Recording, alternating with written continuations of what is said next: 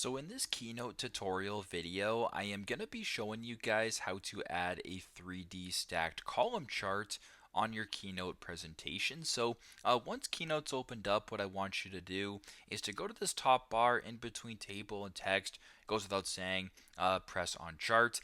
Make sure that 3D is selected, so you might have 2D as a default right here.